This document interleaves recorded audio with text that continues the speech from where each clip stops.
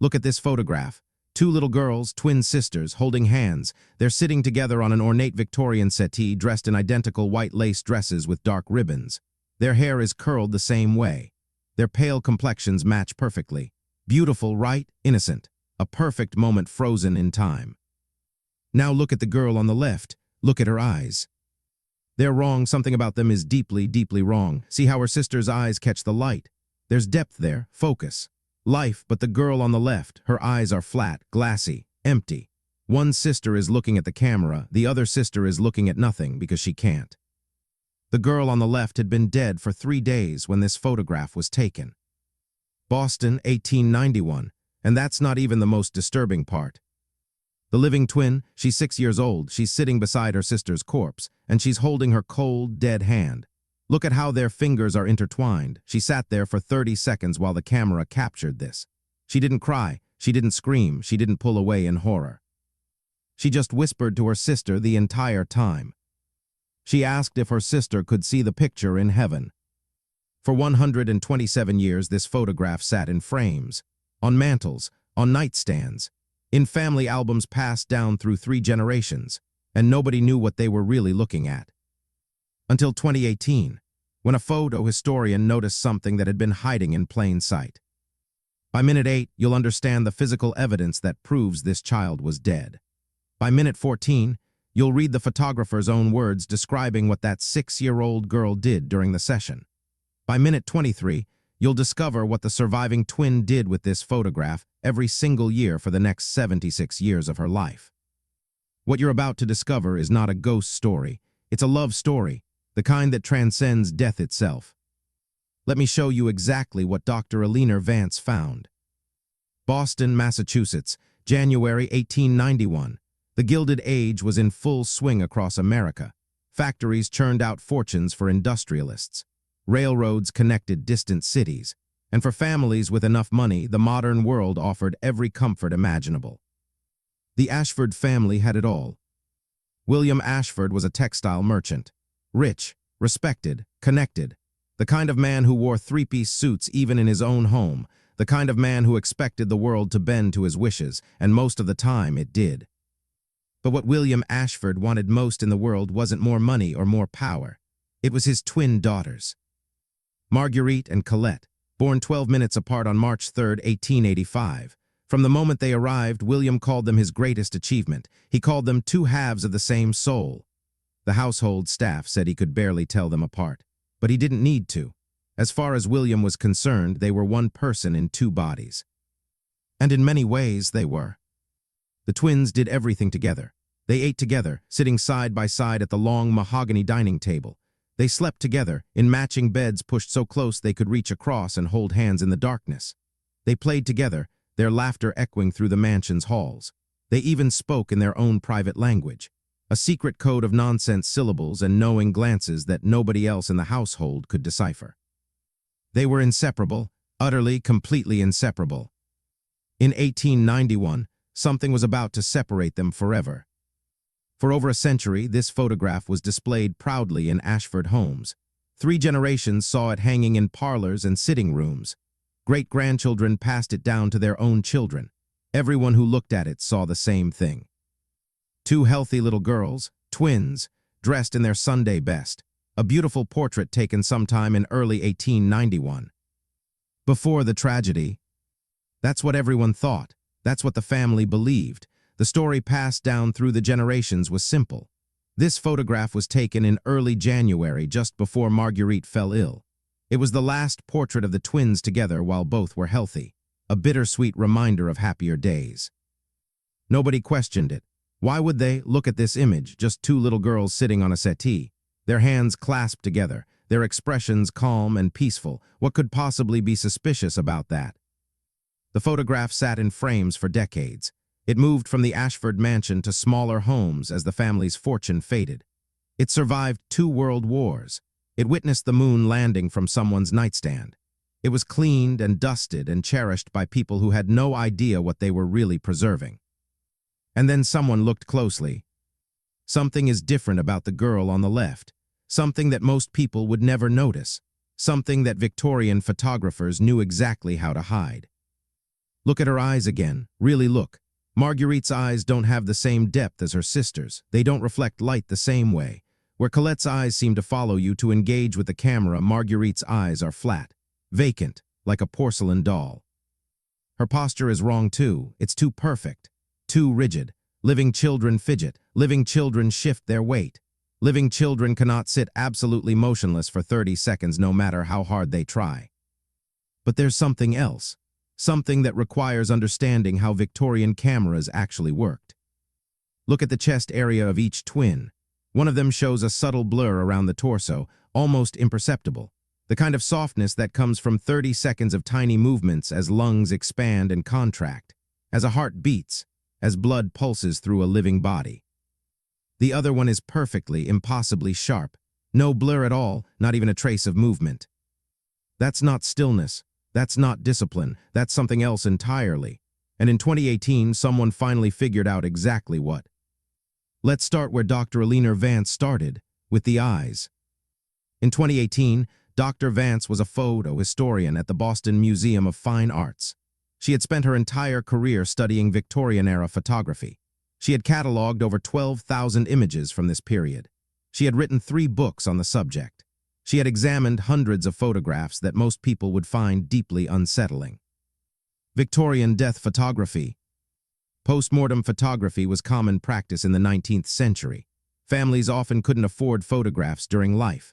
A camera session was expensive. A portrait was a luxury. But when a child died, that memorial photograph might be the only image a family would ever have of their son or daughter, the only physical proof that this person had existed at all. So Dr. Vance knew exactly what to look for. Living eyes are constantly moisturized by tears. They have tiny blood vessels flowing behind them. Muscles adjust them constantly, focusing and refocusing. They have dimension, depth, life. Dead eyes are different.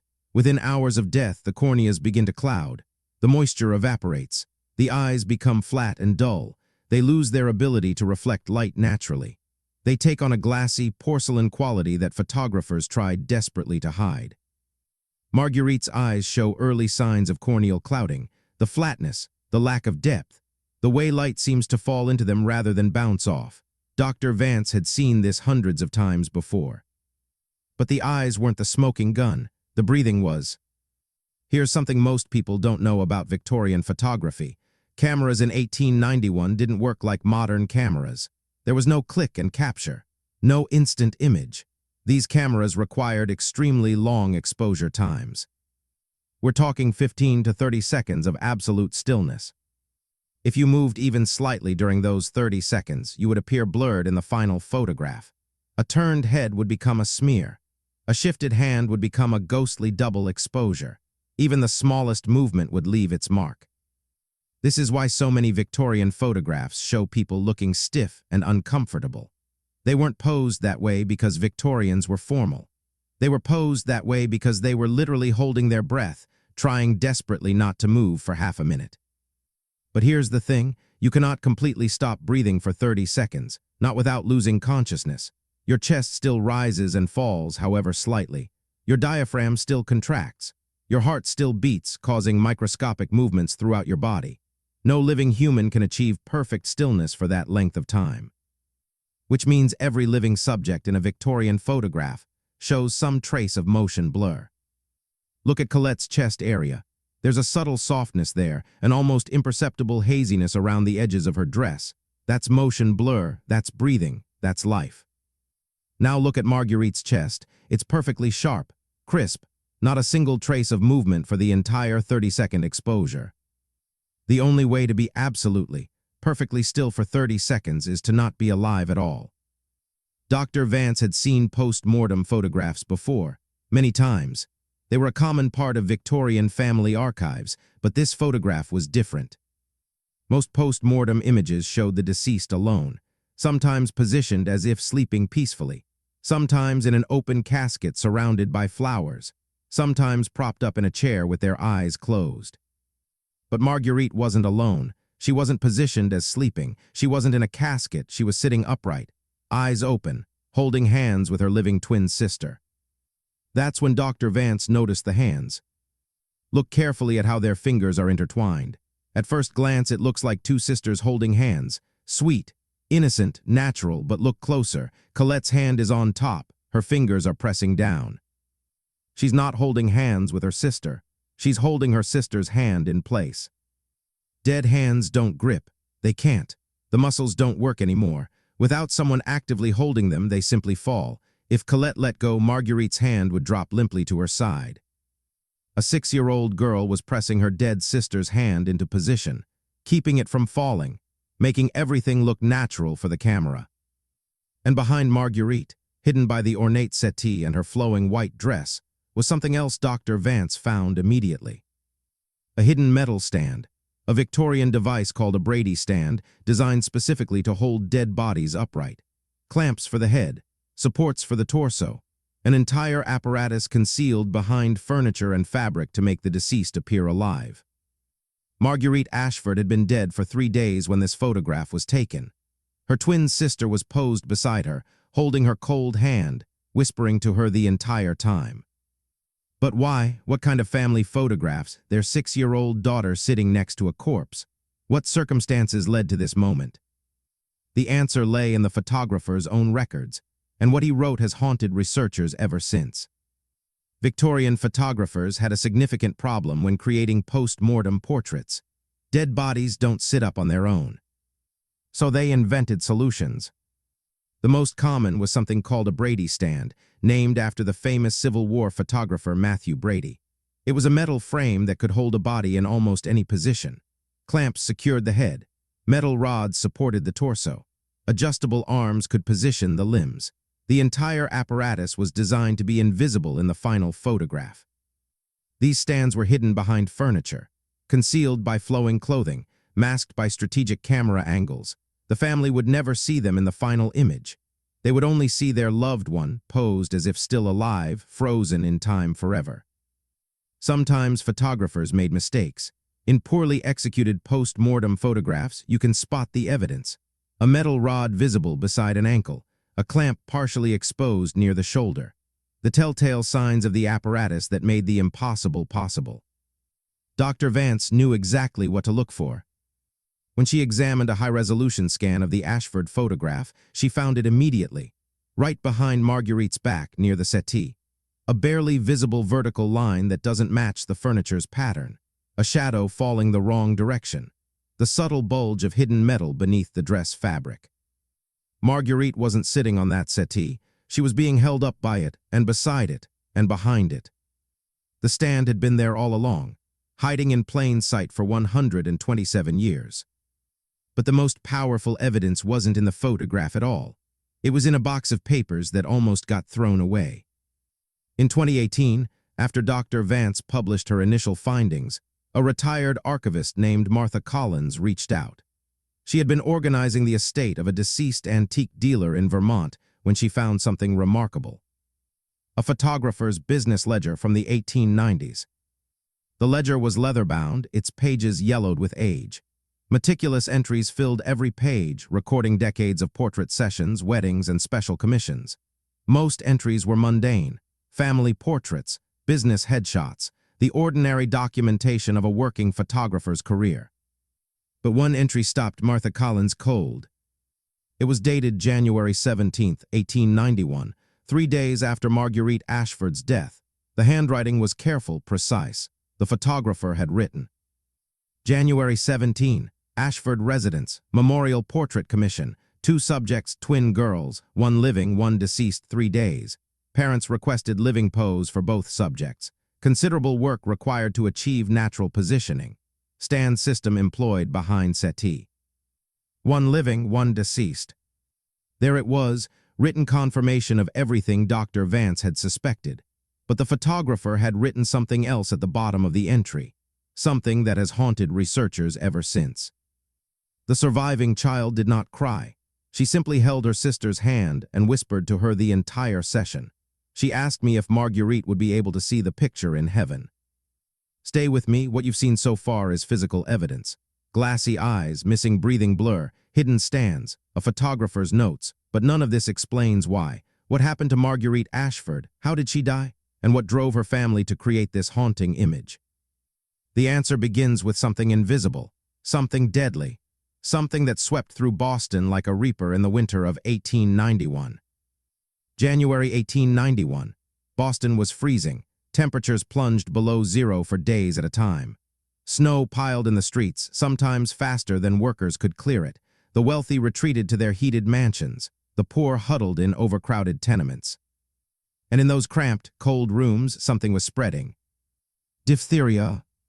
They called it the strangling angel, the white death, a bacterial infection that attacked the throat, forming a thick gray membrane that slowly, relentlessly suffocated its victims. There was no cure. There was no vaccine. There was barely any treatment at all. In the 1890s, diphtheria killed tens of thousands of children every year in America alone. It spread through the air, through touch, through shared objects. It moved fast and it showed no mercy. Newspaper headlines from that winter tell the story. Epidemic spreads through Harbor District. Dozens of children dead in tenements. Schools closed indefinitely as death toll rises. The Ashford family lived in the wealthy Beacon Hill district, far from the overcrowded slums where disease festered. They had clean water, good food, warm rooms. William Ashford believed his money would protect his family from the diseases of the poor. He was wrong. To understand what happened to Marguerite, you need to understand who she was, not just as a photographic subject, as a person, as a sister. Marguerite was the elder twin by 12 minutes, a distinction that meant everything in Victorian families. She was the firstborn, the leader, the protector. When Colette was scared of the dark, Marguerite held her hand until she fell asleep. When Colette was too shy to speak to visitors, Marguerite spoke for her. When Colette stumbled, Marguerite caught her. Colette was quieter, more observant, more careful. She followed her sister everywhere, content to let Marguerite lead the way. The household staff said you never saw one without the other. They were two bodies sharing one soul, one mind, one heartbeat. Their mother, Elizabeth Ashford, kept meticulous diaries throughout her life. In one entry from 1890, she wrote about her daughter's strange connection. The twins have developed their own language. They speak to each other in nonsense words that only they understand. William finds it charming. I find it slightly unnerving. It is as if they share a single mind split between two small bodies. When one is hurt, the other cries. When one is happy, both laugh. I do not know if this bond is a blessing or a burden, perhaps both. That bond would be tested in January 1891, and it would endure beyond anything their mother could have imagined. The Ashfords' cook had a sister who lived in a tenement near the harbor, poor, crowded, exactly the kind of place where disease festered and spread. On January 5th, the cook visited her sister. She stayed for Sunday dinner. She held her nieces and nephews. She breathed the same air they breathed. She returned to the Ashford mansion that evening, unknowingly carrying death in her lungs. Within 4 days, the cook was dead. The diphtheria had moved fast, forming the telltale gray membrane in her throat.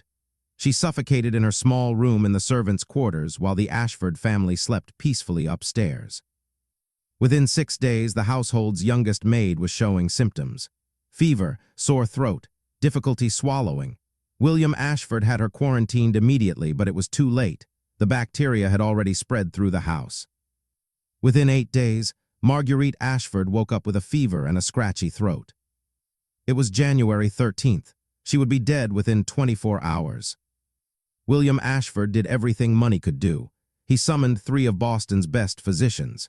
He sent urgent telegrams to New York requesting experimental treatments. He offered to pay any price, any sum, anything at all. But diphtheria moved faster than medicine.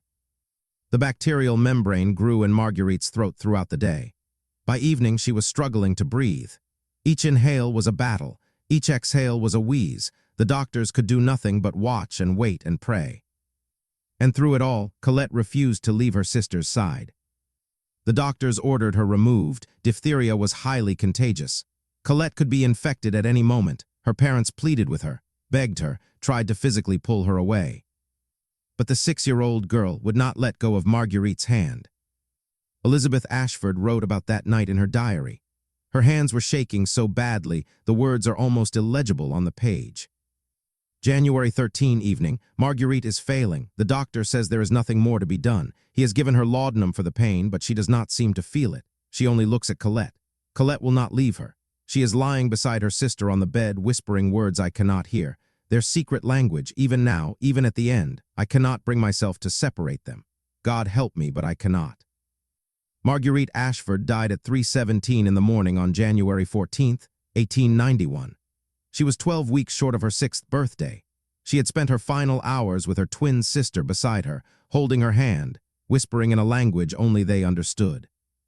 And when the doctors finally pulled Colette away from her sister's body, the little girl looked at her mother with wide, uncomprehending eyes. "She stopped answering me," Colette said. Those 4 words would haunt Elizabeth Ashford for the rest of her life. In the days that followed, William Ashford made a decision born of grief and desperation and a father's inability to let go. He couldn't bear to let Marguerite disappear without one final image, but not a death portrait, not his daughter positioned as if sleeping alone in a casket, eyes closed forever. That wasn't enough. That wasn't what he wanted. He wanted both his daughters, together, looking exactly as they had in life. One final portrait of his 2 halves of the same soul before he had to separate them forever. He hired the most skilled memorial photographer in Boston. He paid for the best equipment, the best lighting, the best expertise available. He made the arrangements himself, personally, because he couldn't trust anyone else with something this important. And on January 17th, 3 days after Marguerite's death, 6-year-old Colette sat down beside her sister's body for the last time. The photographer set up his equipment in the Ashford parlor. He positioned the hidden stand behind the settee. He dressed Marguerite in her finest white lace dress, identical to the one Colette would wear. He arranged her limbs, positioned her head, opened her eyes. And then Colette sat down beside her. She held Marguerite's cold hand. She pressed it down gently so it wouldn't fall. She looked at the camera with calm, steady eyes. For 30 seconds, she sat perfectly still beside her dead twin sister, not crying, not screaming, not pulling away. Just whispering. The photographer's notes say she asked him a question before he took the picture, a question that broke his heart. Can she see this picture in heaven? Now you understand what you're really looking at when you see this photograph. Not a creepy curiosity, not a morbid Victorian practice, not a dark footnote in medical history. You're looking at a goodbye, the most permanent goodbye possible, a moment frozen in silver and light, a moment when a 6-year-old girl believed, truly believed, that if she just held on long enough, her sister might somehow stay. Look at this image again. Look at how Colette's hand presses down on Marguerite's. For 127 years, people thought they were holding hands, 2 sisters sharing an innocent moment of connection. They weren't. Colette was holding on, pressing down, keeping her sister's hand from falling, because if she let go, Marguerite's hand would drop to her side. And if that happened, the pose would be ruined. The portrait would be incomplete. The goodbye would be over. A 6-year-old girl understood something profound in that moment. As long as she kept holding on, she could pretend her sister was still with her, just for a little longer, just until the camera finished. Just one more minute with her other half. If you're still watching, you already understand the tragedy of this photograph. You've seen the evidence. You've read the photographer's words. You've witnessed a family's desperate attempt to hold on to something that was already gone. But there's still more to discover. What happened to the Ashfords after this portrait was taken? What happened to little Colette, the surviving twin? And why did this photograph's true nature remain hidden for over a century? Let's look at every piece of evidence we've uncovered one more time, because each piece tells part of this story. Each anomaly that makes this photo disturbing is actually evidence of something else entirely. The eyes, Marguerite's, are flat and glassy, not because she was tired, not because she blinked at the wrong moment, because they stopped working 3 days ago, because no blood was flowing behind them, because she couldn't see the camera, because she couldn't see anything at all. The breathing blur. Colette's chest shows that subtle softness of movement. Marguerite's is perfectly, impossibly sharp, not because Marguerite was more disciplined, not because she practiced sitting still, because she had no lungs to fill, no heart to beat, no breath to catch. The posture. Marguerite sits perfectly upright for 30 seconds, not because she was well-behaved, not because she was patient, because she was being held in place by a metal stand hidden behind her dress, because gravity had no mercy even on a dead child. The hands, Colette's pressing down, Marguerite's lying limp beneath, not because they were playing a game, Not because one sister was tired, because dead hands don't grip, because a living sister was doing everything in her power to make this look normal, to give them one final moment together. Every single anomaly, every single creepy detail, every single thing that makes this photograph disturbing. It's evidence of love. Elizabeth Ashford, the twins' mother, wrote one final entry about the photograph session. It was dated January 18th, 1891, the day after the portrait was taken. Her handwriting was steadier now. The shock was fading into something worse, something permanent. The photograph is done. Colette sat beside her sister's body with such composure that the photographer wept. I could not be in the room. I could not bear to watch my living daughter pose with my dead one. William stayed. He said it was his duty. He said someone had to be there. He tells me the portrait looks natural. He says they look happy. He says we will treasure it always. I do not know if I can ever look at it. The entry continues, Elizabeth's words becoming more ragged as emotion overwhelmed her precision. I do not know how Colette will bear the weight of that memory. 30 seconds holding her dead sister's hand, whispering goodbye into ears that could no longer hear. She is only 6 years old. She should not know such things. She should not have to carry such weight. She asked me today if Marguerite could see the picture from heaven. I told her yes. I told her Marguerite would treasure it always. I told her that every time we looked at the photograph, Marguerite would be looking back at us. I do not know if that is true, but I know my daughter needed to believe it, and so I lied. God forgive me, but I lied. Marguerite Ashford was buried on January 19, 1891. The funeral was held at Trinity Church in Boston.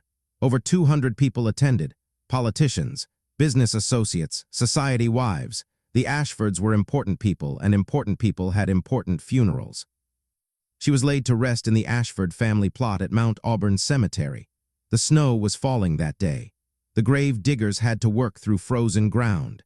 The minister's words made white clouds in the cold air. Her tombstone was carved from the finest marble William Ashford's money could buy. It read simply, Marguerite Ashford, March 3, 1885, January 14, 1891. Beloved daughter, beloved sister, half of a whole. Half of a whole. William Ashford chose those words himself, because even in death he couldn't think of Marguerite as separate from Colette. Even in death they were still twins. But Colette was now half of nothing at all. In the weeks after the funeral, Colette Ashford worried everyone who knew her. She stopped eating. Her dresses hung loose on her small frame. She refused her favorite foods, the ones Marguerite had loved too. She said they didn't taste right anymore. She stopped speaking in the secret language, because there was no one left who understood it, no one left to whisper back. The doctors worried she had contracted diphtheria. She hadn't. Her body was perfectly healthy. It was her heart that was broken. It was her soul that had been torn in half. Elizabeth Ashford wrote that Colette would sit in her room for hours, holding the photograph, talking to it, waiting for a reply that never came. She speaks to Marguerite's picture as if waiting for an answer, Elizabeth wrote. She tells her about her day. She tells her what she ate for breakfast. She tells her about the snow falling outside. And then she waits, staring at her sister's face, waiting for her to respond. I fear she will never recover. I fear I have lost both my daughters, though only one is in the ground. But children are resilient, even children who have lost half of themselves. Slowly, painfully, Colette returned to life. She went back to her lessons. She made new friends, though none as close as Marguerite. She learned to laugh again, though the sound was never quite the same. She grew up. Colette Ashford lived a full life. She grew into a young woman in Boston, married a man named Robert Ellis in 1910, and moved to Rhode Island. She had 3 children of her own. She became a grandmother, then a great-grandmother. She lived through 2 world wars, the Great Depression, the invention of television, and watched men walk on the moon. She rarely spoke about her twin. Her children knew Marguerite had died young. They knew there was a photograph somewhere. But Colette never told them what the photograph really showed. She never explained the glassy eyes or the rigid posture. She never revealed that she had spent 30 seconds of her childhood posing with her sister's corpse. She just kept the photograph on her nightstand every night of her life. And every year on January 14th, the anniversary of Marguerite's death, Colette would pick up that photograph and hold it close. Her family noticed. Year after year they noticed. Her children asked what she was doing, her grandchildren asked, her great-grandchildren asked. She always said the same thing. "I'm wishing my sister a happy birthday." But Marguerite and Colette were born in March. Their birthday was March 3rd. January 14th wasn't their birthday at all. It was the day Marguerite died. Colette never corrected them. She never explained. She just held the photograph every January 14th and whispered words only she and her sister would understand. "Happy birthday, my twin. I'm still holding your hand." 76 years, every single year. The same photograph, the same whispered words, the same secret that only Colette knew. She never let go, not once, not in 76 years. Colette Ellis, née Ashford, died on April 3, 1967. She was 82 years old. Her obituary mentioned her husband, who had passed 5 years before. It mentioned her children and grandchildren. It mentioned her charity work and her church involvement. It did not mention a twin sister who had died in 1891. It did not mention a photograph that had sat on her nightstand for 7 decades. But when the family sorted through her belongings, they found it, still on her nightstand, still in its original Victorian frame. And they had no idea what they were looking at. 2018. Dr. Eleanor Vance was preparing an exhibition on Victorian-era photography at the Boston Museum of Fine Arts. The theme was The Family Portrait, How We Remember. She had spent months collecting images, daguerreotypes, tintypes, albumen prints, cabinet cards, hundreds of photographs spanning 70 years of American family history, stories of love and loss frozen in silver and light. One of the photographs came from a private donor, a woman named Sarah Ashford Ellis, great-granddaughter of someone named Colette. The accompanying letter was simple. "This photograph has been in my family for generations. It shows my grandmother and her twin sister, taken in 1891. I thought it might be appropriate for your exhibition." Dr. Vance examined it like she examined every photograph. Light source, composition, exposure time, technical quality, but something made her stop. Something made every instinct she had developed over decades of research scream. She checked the eyes, glassy, flat, no depth. She checked the posture, too rigid, too perfect. She looked for the hidden stand, found it immediately. And then she examined the chest areas.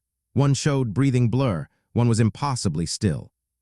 She sat staring at it for 20 minutes, because this wasn't just a post-mortem photograph. The living twin was in the picture too, holding her dead sister's hand, looking directly at the camera. She was 6 years old. 2330-2500, the family connection. Dr. Vance contacted Sarah Ashford Ellis immediately. She asked if Sarah knew anything about the photograph's history. What she heard confirmed everything. "My grandmother Colette kept that photograph her entire life," Sarah told her. "It sat on her nightstand until the day she died. Every year on January 14th, she would hold it and say something. We never knew what it meant. We thought it was just grief. We thought she was remembering her sister. She would say, 'Happy birthday, my twin. I'm still holding your hand.' We never understood. Their birthday was in March. We had no idea what we were actually looking at." Sarah didn't know her grandmother had been posing with a corpse. She didn't know the photograph was a memorial image. She had no idea that for 76 years, Colette had been reliving that moment. The day she said goodbye. The day she held on one last time. After Dr. Vance explained her findings, Sarah was quiet for a long time. "All those years," she finally said. "She was still there, wasn't she? Still in that moment, still holding her sister's hand. She never let go, not once, not in 76 years. 2500-2630, buried together." There was one final detail Sarah shared, something that happened when Colette Ellis was buried in 1967. Colette had left specific instructions in her will. Most of it was ordinary: who would get the house, who would receive her jewelry, what to do with her books. But there was one item with special instructions: the photograph. The photograph of the twins was not to be given to any family member. It was not to be sold. It was not to be displayed in any museum or archive. It was to be buried with her. And so on April 7, 1967, Colette Ellis was laid to rest in Rhode Island. 82 years old, surrounded by family, mourned by all who knew her. And in her hands, just as she had held it every night for 76 years, was the photograph of two little girls in matching white dresses, a living sister and a dead sister, holding hands for the last time. The photograph had traveled from 1891 to 1967, from a grieving Boston parlor to a quiet Rhode Island grave, from a moment of impossible goodbye to an eternal rest. Colette and Marguerite were finally together again.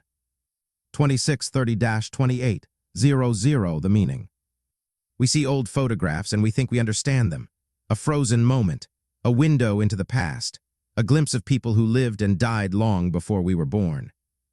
But every photograph is a story, and some stories take a century to tell. We look at Victorian death photography and we feel disturbed. We call it creepy. We call it morbid. We share them online with captions like "the most unsettling photos from history." But every single one of those photographs represents a family that loved someone so deeply they couldn't bear to let go without one last image, one last memory, one last moment frozen forever. This photograph isn't creepy. It isn't morbid. It isn't a dark curiosity from a strange and distant past. This is a 6-year-old girl who loved her sister so much that she sat beside her body for 30 seconds without flinching, who held her cold hand without crying, who whispered goodbye without screaming.